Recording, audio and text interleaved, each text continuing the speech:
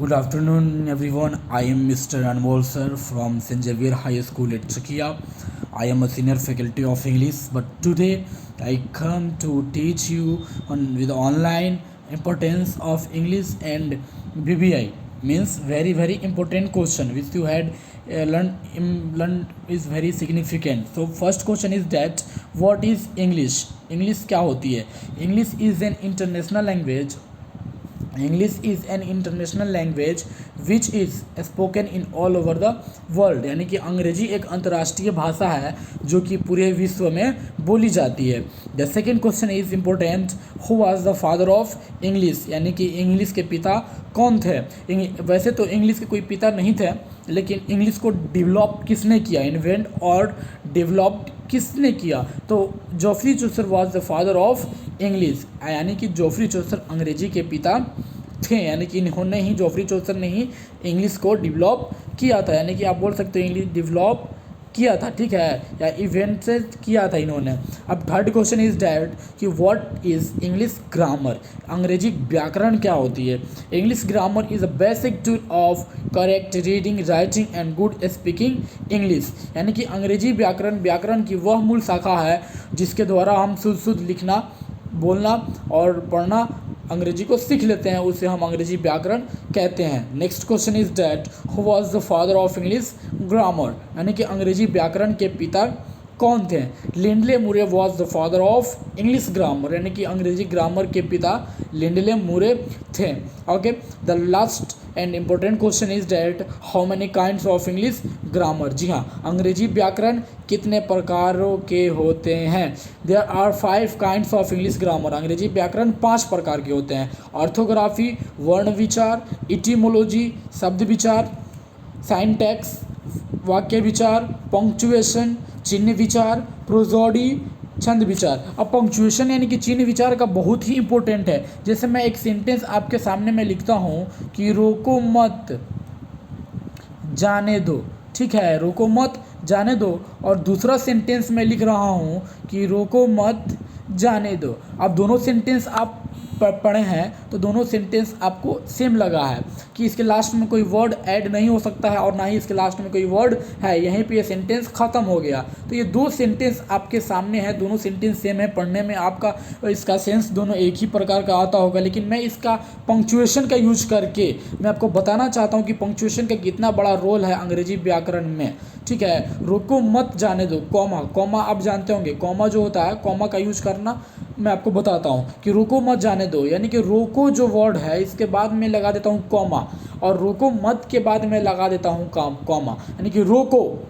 और कॉमा का मतलब होता है कि कुछ देर के लिए आपको वहाँ पे जिस शब्द के बाद, जिस वर्ड के बाद आपका कॉमा मिले तो वहाँ पे कुछ देर के लिए आपको स्टॉप करना है, होल्ड करना है, यानी कि रोको मत जाने दो और रोको मत जाने दो. अब इसमें आप देख लेंगे कि दोनों सेंटेंस पहले सेम था और अभी ये डिफरेंट हो गया, किसके वजह से, कॉमा के वजह से, कि रोको मत जाने दो, रोको मत जाने दो. अब बहुत सारे बच्चे क्या होते हैं कि बुक्स हिंदी हो या उर्दू हो या संस्कृत हो या इंग्लिश हो, तो सारे सब्जेक्ट्स को रीडिंग अगर वो करने की बात है, रीडिंग वो बहुत अच्छे से करते हैं, लेकिन अगर आप पंक्चुएशन का यूज नहीं करते हैं तो आपका रीडिंग करना बेकार हो जाएगा, अवॉइड हो जाएगा.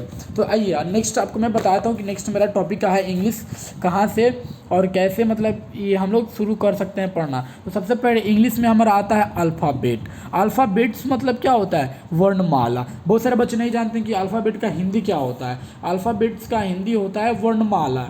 वर्णमाला कितने होते हैं, 26 होते हैं, यानी कि ए टू जेड यानी कि ए बी सी डी से लेकर के जेड तक हमारे जितने भी होते हैं, जितने भी कितने होते हैं, 26 ही होते हैं, 27 और 28 नहीं होते हैं, 26 होते हैं. और ये 26 हमारे क्या कहलाते हैं, वर्णमाला कहलाते हैं. ठीक है, अब नेक्स्ट आपका होता है वॉवेल. वॉवेल का हिंदी क्या होता है, स्वर वर्ण होता है. ठीक है, वॉवेल का हिंदी क्या होता है, स्वर वर्ण. स्वर वर्ण कितने होते हैं, 5 होते हैं, यानी कि ए ई आई ओ एंड यू, यानी कि 5 जो हमारे होते हैं ये हमारे क्या होते हैं, वॉवेल होते हैं, जिनको हम लोग स्वर वर्ण बोल सकते हैं. दूसरा हमारा होता है कॉन्सोनेंट्स. मैं अल्फ़ाबेट ही बता रहा हूँ. दूसरा चीज़ है कॉन्सोनेंट्स. कॉन्सोनेंट्स में क्या होता है, व्यंजन वर्ण. व्यंजन वर्ण कितने होते हैं, 19 होते हैं. बहुत सारे लोग जानते हैं कि कॉन्सोनेंट कितने होते हैं, 21 होते हैं. तो जी नहीं, कॉन्सोनेंट 21 नहीं होते हैं और 21 भी होते हैं।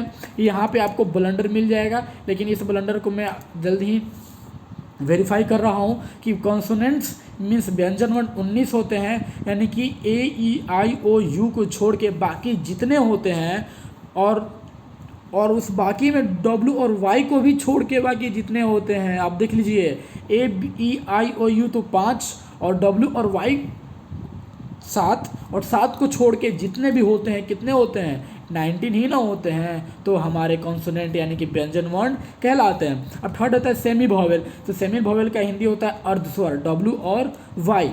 तो ये हमारा अर्धस्वर होता है 2, डब्ल्यू और वाई, जिसको हम लोग बोलते हैं सेमी वोवेल, जिसका हिंदी होता है अर्धस्वर। कभी कभी डब्ल्यू और वाई कॉन्सोनेंट का भी काम करता है, कॉन्सोनेंट में इंक्लूड होके कॉन्सोनेंट यानी कि व्यंजन वर्ण का काम करता है, जो हमारा में इंक्लूड हो जाता है। तो 21 प्रकार के कॉन्सोनेंट हो जाते हैं, और इंक्लूड नहीं होता है यानी कि सेमी वोवेल अपना अलग ही तरीके से काम करता है।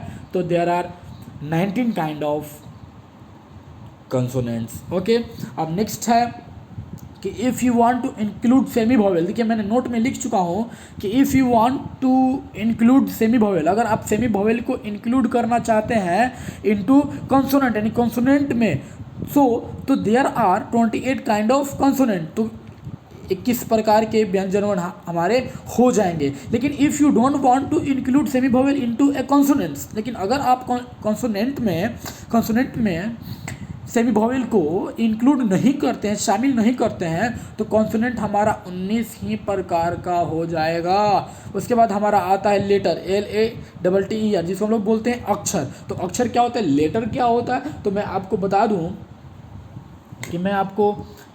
दूं कि लेटर जो है, यहाँ पे लेटर जो है कि लेटर इज़ द रिटन और प्रिंटेड मार्क। देखिए, लेटर इज़ द रिटन और प्रिंटेड मार्क एक्सप्रेसिंग साउंड्स या वर्ड्स।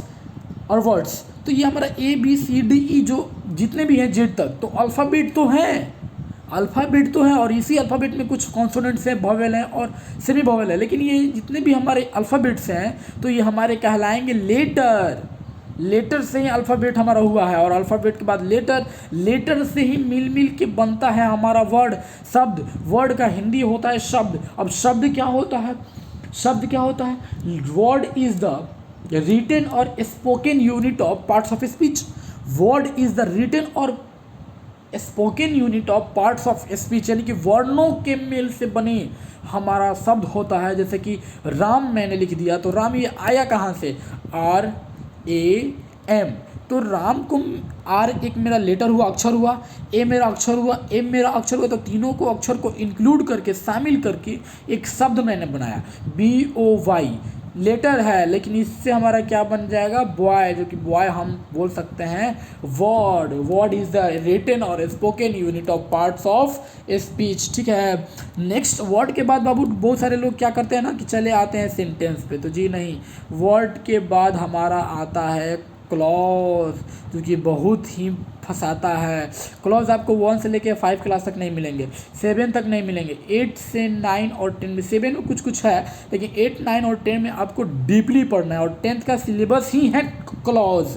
तो क्लॉज में मैं समझाता हूँ। क्लॉज का हिंदी होता है उपवाक्य, और सेंटेंस का हिंदी होता है आपका वाक्य। तो क्लॉज यानी कि राम राइट्स, तो राम एक सब्जेक्ट है, राइट एक वर्ब है, तो बोलिए सेंटेंस है, जी नहीं, ये क्लॉज है कि subject. Clause is a part of a longer sentence. देखिए, क्लॉज का डेफिनेशन मैं नीचे लिख चुका हूँ कि clause is a part of a longer sentence, यानी क्लॉज यानी कि उपवाक्य जो है, यानी क्लॉज जो है वो एक पार्ट है, एक हिस्सा है एक बड़े से बड़े सेंटेंस का, वाक्य का, इन विच जो कि there will be one subject and one verb, जो कि एक सब्जेक्ट रहता है और एक वर्ब रहता है, उसे हम क्लॉज कहते हैं। कि एक सब्जेक्ट और वर्ब मिले तो आप उसको डायरेक्ट क्लॉज कह देना, लेकिन सब्जेक्ट और वर्ब और ऑब्जेक्ट आपको मिले तो वो हमारा क्या बन जाएगा बेटा, सेंटेंस बन जाएगा। ठीक है, अब आगे चलते हैं।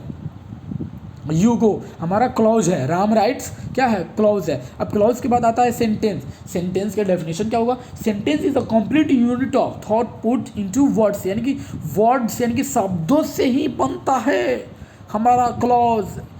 सेंटेंस वाक्य बनता है, और कुछ कुछ क्लॉजों से भी हमारा सेंटेंस बन जाता है। ठीक है, हम बोल सकते हैं कि word sentence is the complete unit of thought put into words और क्लॉजेस।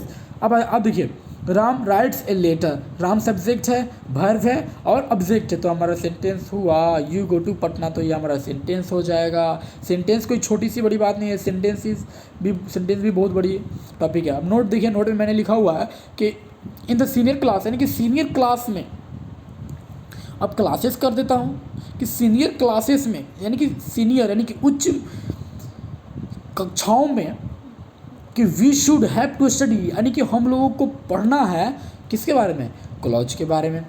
कि सेंटेंस क्या है, वाक्य क्या है, वो मैं आपको दिखा दूँ कि sentence is a complete unit of thought put into words, यानी कि शब्दों से ही हमारा बनता है बाबू सेंटेंस, और कुछ क्लॉजों से भी बनता है हमारा सेंटेंस। कि आई ईट अ मैंगो, तो बोलिए ये क्लॉज है कि सेंटेंस है, तो ये आपका क्लॉज है नहीं, सब्जेक्ट वर्ब ऑब्जेक्ट सेंटेंस है, और आई ईट यानी कि एक सब्जेक्ट है और एक वर्ब है, तो ये हमारा हो जाएगा क्लॉज। और कुछ इसके नेक्स्ट वाले वीडियोस में मैं टोटली वीडियो बनाऊंगा क्लॉज के बारे में, कि जो नाइन्थ और 10th कक्षाओं के लिए बहुत ही इंपॉर्टेंट होगा। क्लॉज विस्तार से पढ़ा दूंगा डीपली, जो क्लॉज आपसे फंसता है वो इम्प्रूव हो जाएगा। ठीक है, okay, thank you, bye bye, have a nice day. I hope you will understand these topics. Okay, thank you, bye bye.